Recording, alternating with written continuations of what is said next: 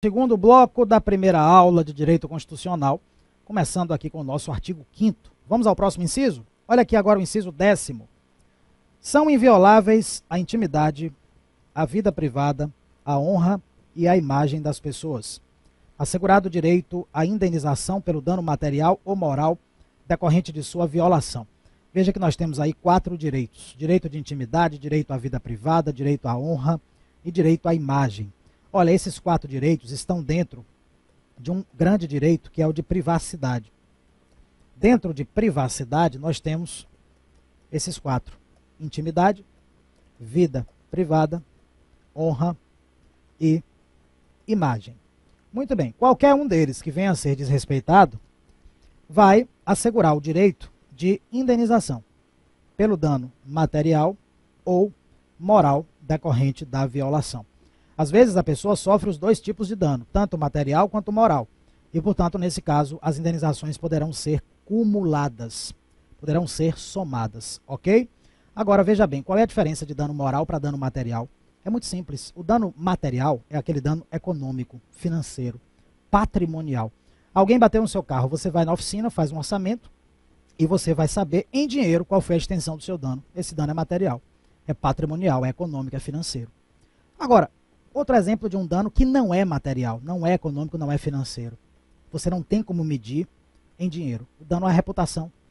O dano à reputação, como é que você mede em dinheiro? Não tem como, porque a reputação das pessoas não tem preço. Percebeu? É esse dano aí que é moral. É aquele que não é material, não é econômico, não é financeiro. Às vezes, a partir do mesmo episódio, a pessoa sofre tanto o dano material quanto o dano moral. E nesse caso, as indenizações podem ser cumuladas, não tem problema nenhum. Então, cabe indenização se houver violação da intimidade, da vida privada, da honra, da imagem. Cabe indenização por danos morais, ou por danos materiais, ou pelos 2 danos, se os 2 danos estiverem presentes, ok? Muito bem, seguindo aqui, nós temos agora o inciso 11. Esse inciso 11 é um dos campeões de prova, ele está sempre aparecendo nas provas de concurso. A casa é asilo inviolável do indivíduo, ninguém nela podendo penetrar sem consentimento do morador, salvo em caso de flagrante delito ou desastre, ou para prestar socorro, ou durante o dia, por determinação judicial. Olha aí, inviolabilidade do domicílio, como costuma ser chamado. A sua casa é o seu asilo inviolável, é o seu refúgio, é o seu lugar. O que se passa dentro da sua casa só diz respeito a você e a quem você quiser que tenha acesso. Ninguém pode invadir contra a sua vontade. Em última análise, o que se protege aí é a privacidade das pessoas. Concorda? Agora, essa é a regra. Na sua casa só entra quem você consentir. Só que existem 4 exceções, 4 situações em que é possível entrar na casa da pessoa, mesmo sem o consentimento dela. E a prova cobra exatamente as exceções. Primeira exceção, para fazer uma prisão em flagrante. É possível entrar na casa da pessoa mesmo sem o consentimento dela. Fazer prisão em flagrante, há um interesse maior aí que justifica, que é o interesse da sociedade de ver aquela pessoa presa em flagrante. Segunda exceção, num contexto de desastre. É também justificável que se ingresse na casa da pessoa mesmo sem o consentimento dela. Contexto de desastre. Ainda, para prestar socorro, é também justificável que se possa ingressar na casa da pessoa mesmo sem o consentimento dela. Detalhe, essas 3 exceções que nós mencionamos, desastre, flagrante e prestação de socorro, podem se dar a qualquer hora do dia ou da noite. Não tem hora para isso, ok? Já a última exceção é que só pode ser durante o dia, que é por determinação judicial, por ordem de um juiz, ok? Neste caso, só durante o dia. É o que está dito aqui, ó. Olha só, inciso 11. A casa é asilo inviolável do indivíduo, ninguém nela podendo penetrar sem consentimento do morador, regra geral. Aí vem as 4 exceções. Em caso de flagrante delito, ou desastre, ou para prestar socorro, ou durante o dia, por determinação judicial. Esse durante o dia só se aplica à última situação, por determinação judicial. As 3 primeiras podem ser a qualquer hora do dia ou da noite, ok? Agora o detalhe é o seguinte, por determinação judicial, durante o dia, a Constituição não delimita exatamente o que é que significa durante o dia. Ela não delimita o horário, e aí surgem as discussões sobre isso. Veja, hoje em dia, o que se entende por durante o dia é enquanto houver luz solar. É esse o entendimento do Supremo Tribunal Federal, que é o nosso tribunal mais importante, aquele que costuma definir esse tipo de situação. Então o Supremo diz, olha, do nascer do sol ao pôr do sol é durante o dia, enquanto houver luz solar. Tem alguns autores de direito constitucional que trazem um horário, 6 da manhã às 6 da tarde. Mas esse horário não é exato, não. Esse horário é apenas aproximado, porque depende muito do local, das condições meteorológicas, da época do ano e assim por diante. Então, enquanto houver luz solar, ok? Agora, uma outra observação importante também sobre esse inciso. Veja que ele usa a palavra casa. Olha aqui. A casa é asilo inviolável do indivíduo, dando a ideia de residência. Mas será que é apenas a residência da pessoa que tem essa proteção da inviolabilidade com as 4 exceções? Não. O conceito de casa, para efeito aqui desse inciso, ele é ampliado para incluir aí também algumas outras coisas. Por exemplo, locais de hospedagem têm a proteção. O quarto do hotel onde você está hospedado, o motel, a parte hotel, a pousada, o albergue, a hospedaria de modo geral, goza da proteção quanto à inviolabilidade com as mesmas 4 exceções. Ok? Então, quando você passar no concurso, em breve, você vai depois celebrar, vai passar um final de semana na suíte presidencial do Copacabana Palace, no Rio de Janeiro, da praia de Copacabana, para comemorar o resultado do concurso. Olha só que maravilha. Você está lá na suíte presidencial do Copacabana Palace, um dos lugares mais luxuosos do país. Ali dentro só entra quem você consentir. Nem o dono do Copacabana Palace pode entrar sem o seu consentimento, salvo nas 4 exceções que estão aqui, continuam valendo. Flagrante, prestação de socorro, desastre ou durante o dia por ordem judicial. Ok? Muito bem, agora, olha só o outro detalhe. Uma outra coisa que também está protegida aqui, além dos locais de hospedagem, são os locais onde uma atividade profissional é exercida de maneira privada. Escritório do advogado, o consultório do médico, o escritório do arquiteto e assim por diante. Locais particulares onde uma atividade profissional for exercida também goza de proteção quanto à inviolabilidade. Ok? Muito bem, é assim que devemos compreender esse inciso 11. E o detalhe final sobre essa inviolabilidade, o detalhe final é o seguinte: tem uma situação em que o STF entende que é possível ingressar por ordem judicial à noite. Porque nós não vimos aqui que por ordem judicial tem que ser durante o dia? Pois tem uma situação que o STF admitiu o ingresso por ordem judicial à noite, que é para a instalação de equipamento de escuta ambiental, escuta de ambiente. Eu vou te dizer exatamente qual foi o raciocínio do STF. Veja, tinha um advogado que estava sendo investigado por suposto envolvimento com práticas ilícitas. E aí o juiz que conduzia a investigação determinou que fosse instalado na sede do escritório de advocacia onde esse advogado atuava, um equipamento de escuta para gravar a conversa dele, para ver se descobria alguma coisa. É o que se chama de escuta ambiental, escuta de ambiente. Como o escritório tinha horário de funcionamento diurno, então o juiz determinou que a polícia invadisse o escritório para instalar o equipamento de escuta à noite. Porque se fosse durante o dia, todo mundo ia ver a instalação. E aí não ia servir para nada aquela prova, concorda? Então aí o juiz disse, olha, invade à noite, para ninguém ver, instala o equipamento de escuta. E assim foi feito. Depois, a conversa do advogado foi gravada, a prova foi colhida da gravação e foi usada contra ele no processo criminal. Na sua defesa, o advogado alegou que essa prova contra ele não podia ser usada, era uma prova ilícita. E a Constituição proíbe provas ilícitas, nós vamos chegar no artigo 5º numa parte que diz isso. Ele disse, olha, não pode, a prova é ilícita porque ela foi obtida a partir de uma invasão à noite por ordem judicial, ao passo em que a Constituição só permite invasão por ordem judicial durante o dia. Pois bem, a discussão chegou lá no Supremo Tribunal Federal, em última instância.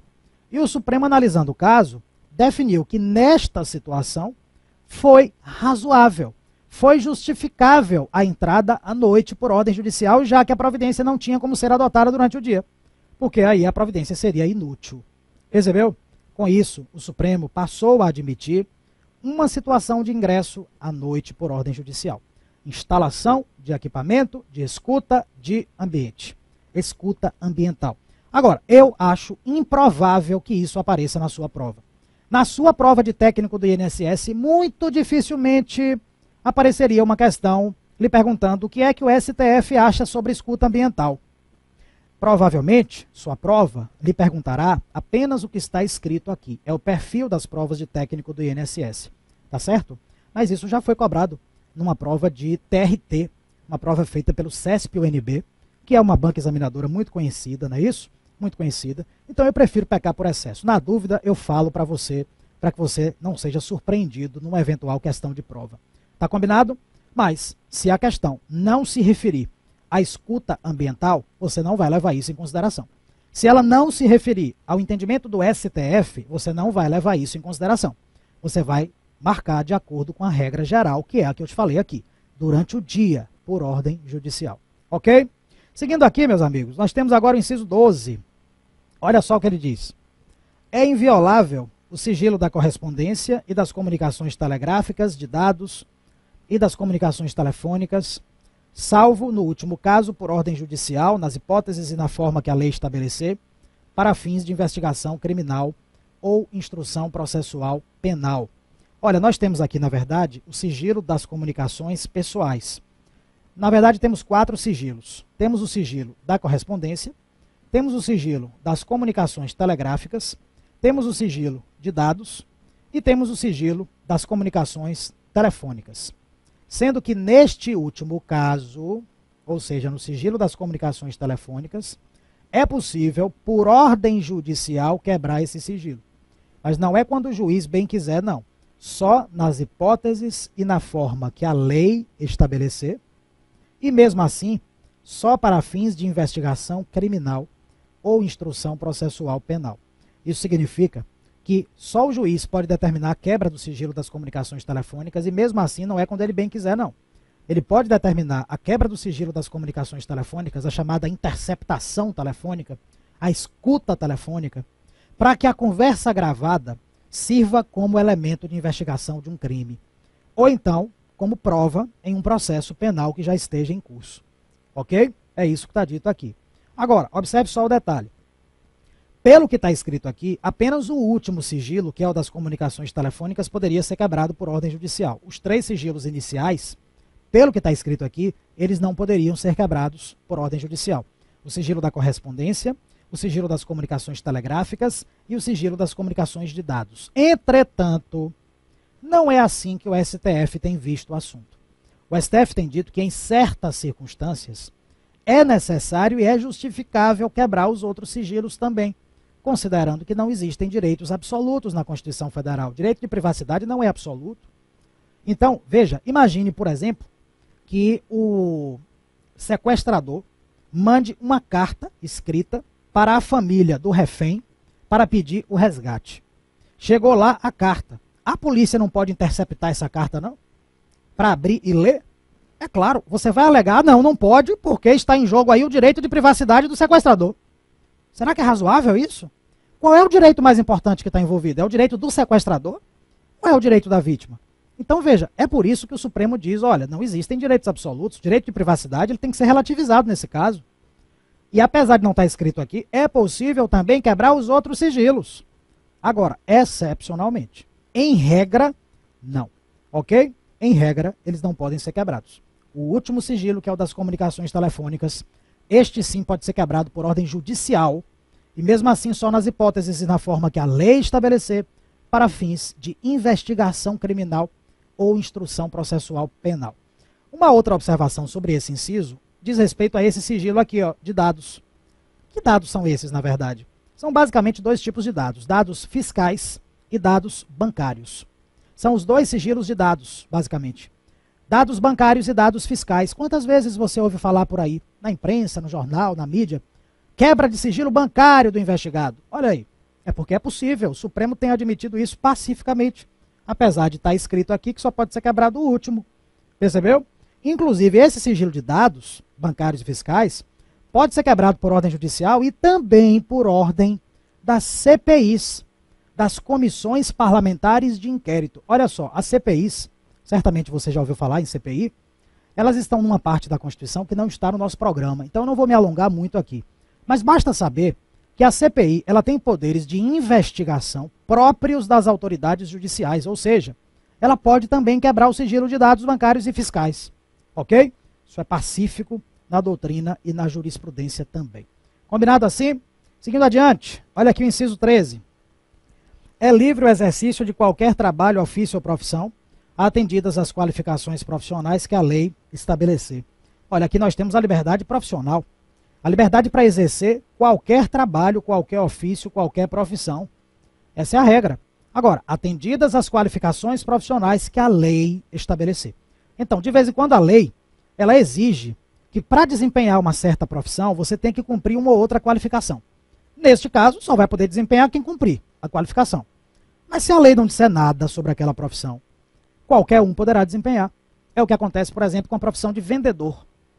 Existe alguma lei no Brasil dizendo que para ser vendedor, você tem que desempenhar ou tem que cumprir uma ou outra qualificação? Não, não existe. Então, qualquer um pode exercer a profissão de vendedor.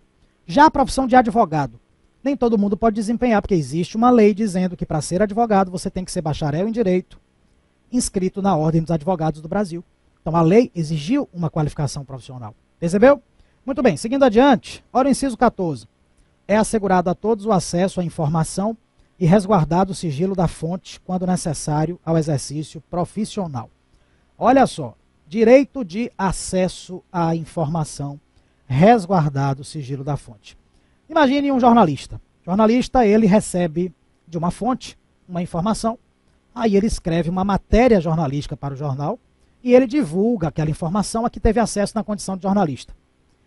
Ele pode divulgar a informação? Pode, porque está assegurado o acesso à informação. Agora, ele não é obrigado a revelar a fonte da informação. Resguarda-se o sigilo da fonte. Afinal, trata-se de uma informação necessária ao seu exercício profissional. Ele não é obrigado a revelar a fonte, sabe por quê? Para proteger a fonte. Porque a depender do teor da informação, a fonte poderia estar correndo risco de vida. Se ela fosse revelada, às vezes é uma informação comprometedora em relação a alguém. Percebeu? Por isso, resguarda-se o sigilo da fonte em relação às informações recebidas e divulgadas no exercício profissional. É isso que está aqui no inciso 14. Olha aqui o inciso 15 agora. Esse daqui traz o famoso direito de locomoção. É livre a locomoção no território nacional em tempo de paz, podendo qualquer pessoa, nos termos da lei, nele entrar, permanecer ou dele sair com seus bens. É o famoso direito de ir e vir. Direito de ir, vir e permanecer onde estamos, livremente dentro do território nacional em tempo de paz. Agora, veja bem, às vezes a lei restringe essa nossa liberdade de locomoção, como faz, por exemplo, o Código Penal brasileiro, que é uma lei, ao estabelecer a pena de prisão para aquele que praticar homicídio, 6 a 20 anos de prisão. Olha aí, aquele que está preso, claro que está com a liberdade de locomoção diminuída. A lei, ela pode diminuir, com a permissão aqui da Constituição. Já adiantando uma informação que nós vamos ver na próxima aula, se essa liberdade de informação vier a ser desrespeitada, e é claro que dentro dessa palavra desrespeitada está implícito que é indevido, né? O desrespeito é indevido, porque não existe desrespeito devido, justificado. Muito bem, o que é que acontece? O que é que você pode fazer se a sua liberdade de locomoção for diminuída de maneira indevida? Você pode impetrar, como se diz, ajuizar, propor o instrumento do habeas corpus. O famoso habeas corpus. Nós vamos chegar a ele está no próprio artigo 5º lá na frente, no inciso 68. Ele serve exatamente para proteger a liberdade de locomoção, direito de ir e vir. Tá certo? Olha aqui o inciso 16, esse daqui é extremamente atual e muito cobrado em concurso. Todos podem reunir-se pacificamente sem armas em locais abertos ao público, independentemente de autorização, desde que não frustrem outra reunião anteriormente convocada para o mesmo local, sendo apenas exigido prévio aviso à autoridade competente. Olha aqui, direito de reunião em locais abertos ao público de maneira pacífica e sem armas. Olha, nada mais atual. Em tempos de manifestações populares, você sabe muito bem que durante o ano de 2013, o ano passado, manifestações populares foram uma realidade de todo o país. E 2014 também já começa desse jeito. E nós temos aí a Copa do Mundo. Eu não sei em que momento você está assistindo essa aula, mas eu estou gravando a aula antes da Copa do Mundo. E aí o que acontece? Está anunciado já que acontecerão muitas manifestações populares. Exercício do direito de reunião. Direito que tem qualquer grupo de pessoas de livremente se reunir em um local aberto ao público, como por exemplo a rua, desde que de maneira pacífica e sem armas, essa é uma condição. E olha só o grande detalhe, independentemente de autorização. Para você fazer uma passeata, para você fazer uma reunião em local aberto ao público de maneira pacífica e sem armas, você não precisa de autorização de quem quer que seja. Agora, diz aqui o inciso, olha só, que é exigido prévio aviso à autoridade competente. Para que isso? Para que não se frustre uma outra reunião anteriormente convocada para o mesmo local. Então, na verdade, o objetivo desse prévio aviso é reservar o local e a hora. Aquele que avisou primeiro vai fazer a reunião, ok? E, ao mesmo tempo, o prévio aviso vai possibilitar que o poder público tome as providências necessárias para que tudo ocorra dentro da normalidade, sem maiores incidentes. Esse é também o papel do prévio aviso. Mas nós não podemos confundir esse prévio aviso com a prévia anuência do poder público. Avisar não é pedir autorização, não é pedir anuência. Avisar é comunicar, informar, notificar, ok? Para que o poder público saiba que a reunião acontecerá naquelas condições. Tá certo? Muito bem, esse é o direito de reunião. Olha aqui o 17. É plena a liberdade de associação para fins lícitos, vedada a de caráter paramilitar. Muito bem, liberdade de associação para fins lícitos. Olha, associação é um tipo de pessoa jurídica de direito privado. Associação é um grupo, qualquer grupo de pessoas pode criar uma associação para qualquer finalidade lícita. Então veja, nós que estamos aqui nesse curso, você que está me assistindo agora, todos vocês que me assistem agora, de qualquer lugar do país onde você esteja, você tem um interesse comum, que é o concurso público. Então nós poderíamos criar, por exemplo, uma associação dos concurseiros do Brasil, com o objetivo de acompanhar os editais, acompanhar as provas, ver se tem alguma ilegalidade, fiscalizar os órgãos públicos que fazem concurso e assim por diante. Tudo isso é lícito, tudo isso é permitido por lei. Então poderíamos criar uma associação dos concurseiros do Brasil. Aqui em Salvador, onde eu estou nesse momento, eu costumo dizer sempre, poderíamos criar uma associação dos comedores de acarajé da Bahia. Olha aí, comer acarajé é lícito. Você já comeu acarajé? Aí na sua cidade tem acarajé? Pois então, esteja convidado para vir aqui em Salvador para experimentar o nosso acarajé. Por mais que aí na sua cidade também tenha, eu acho que o nosso aqui é melhor, porque a comida é típica da Bahia, não é isso? Então, já está convidado para comer acarajé. Comer acarajé é lícito. Muito bem. Então, se é lícito, nós podemos criar uma associação dos comedores de acarajé da Bahia. Percebeu? Porque para qualquer finalidade lícita a associação pode ser criada. Agora, tem um detalhe. Ela não pode atuar de maneira paramilitar. Olha só o que está dito aqui. Vedada a de caráter paramilitar. A associação tem caráter paramilitar quando ela atua sem ser de maneira pacífica.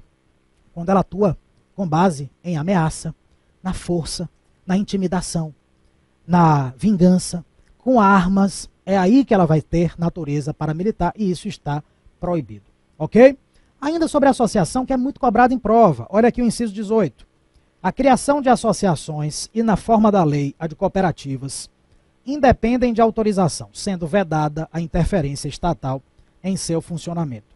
Bom, se nós quisermos criar a Associação dos Comedores de Acarajé, nós poderíamos fazer isto independentemente de autorização do poder público. E uma vez criada a associação, nós é que estabeleceremos como é que ela vai funcionar sem interferência do poder público. Na verdade, esse inciso 18, então, ele nos dá autonomia, tanto para criar quanto para funcionar a associação, independentemente de interferências estatais, interferência do poder público no funcionamento, ok? Olha aqui o inciso 19. As associações só poderão ser compulsoriamente dissolvidas ou ter suas atividades suspensas por decisão judicial, exigindo-se, no primeiro caso, o trânsito em julgado. Veja que aqui nós temos uma referência a duas situações diferentes. Uma coisa é a associação ser dissolvida.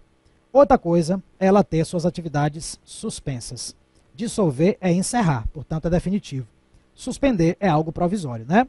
Bom, nos dois casos, se for algo compulsório, se for contra a vontade dos associados, tanto para dissolver quanto para suspender as atividades, só por decisão judicial.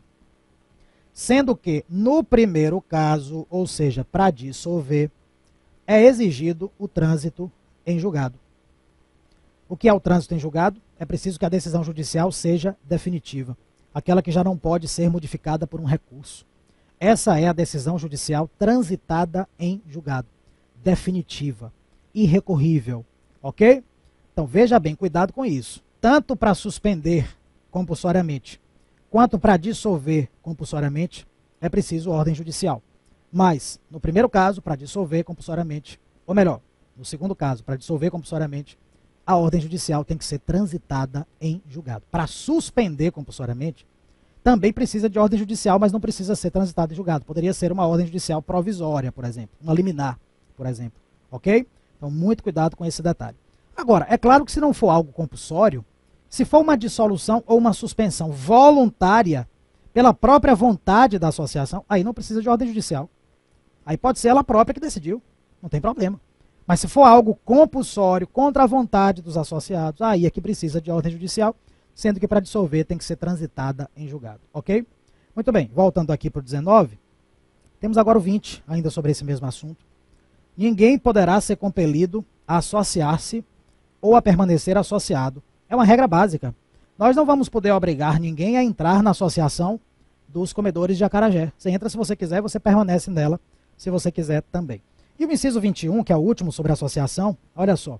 As entidades associativas, quando expressamente autorizadas, têm legitimidade para representar seus filiados, judicial ou extrajudicialmente. Ou seja, desde que nós, os integrantes da Associação dos Comedores de Acarajé, autorizemos expressamente, ela poderá nos representar na justiça ou fora dela, em questões judiciais ou em questões administrativas, ok? Agora, desde que expressamente autorizadas. Autorizadas por quem? Pelos associados, pelos seus integrantes, tá certo? Observe então que são 5 incisos, 17 a 21. São 5 incisos relacionados com associação e eles são muito cobrados em prova de concurso.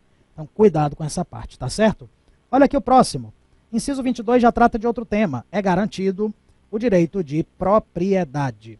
Olha só, é preciso ter cuidado com esse inciso, porque ele é tão direto, tão objetivo, tão claro, que ele às vezes passa a ideia de que o direito de propriedade é um direito absoluto, incontestável, ilimitado, o que não é verdade. Eu já disse para você na aula de hoje que não existem direitos absolutos na nossa Constituição. Não existem direitos absolutos.